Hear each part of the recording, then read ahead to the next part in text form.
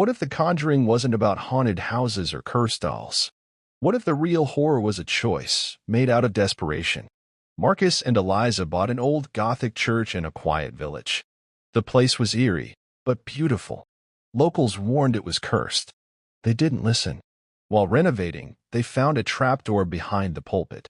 It led to a deep, stone stairway, untouched for years. At the bottom was a black stone well. Chains wrapped around it. Salt was poured in a circle. A strange woman was carved into the stone. She had no eyes and a wide smile.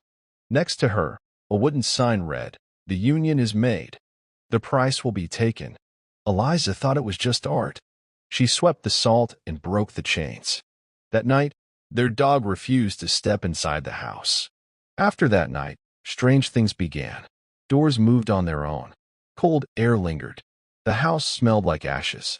Eliza dreamed of a woman with no eyes, whispering, "Thank you for letting me out." Marcus started speaking Latin in his sleep. He'd wake up drenched in sweat, whispering numbers. Every night at 3:17, they heard soft chanting from beneath the floor. Mirrors started turning toward the walls, as if something didn't want to see itself. They brought in a paranormal team with cameras and sensors. One night, they dropped a mic into the well. At first, there was only chanting, then screaming, then silence. Finally, a voice said, "One will die, one will serve. Choose."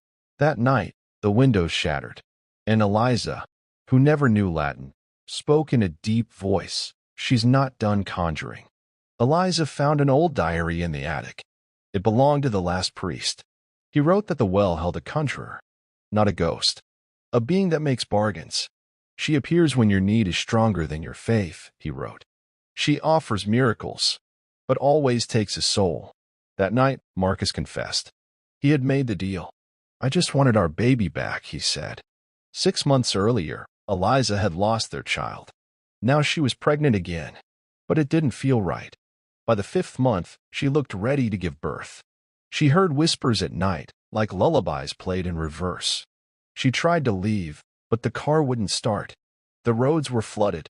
Her phone cracked on its own. Then one night, she woke to find Marcus holding a knife over her.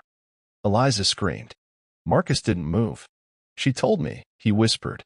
"Only one can live, the baby or you." She ran and locked herself in the attic. But the pain started. She was in labor. No hospital. No help. Only Marcus and the thing he called on.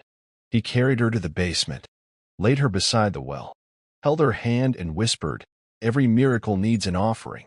He raised the knife. But Eliza had read a reversal in the priest's diary.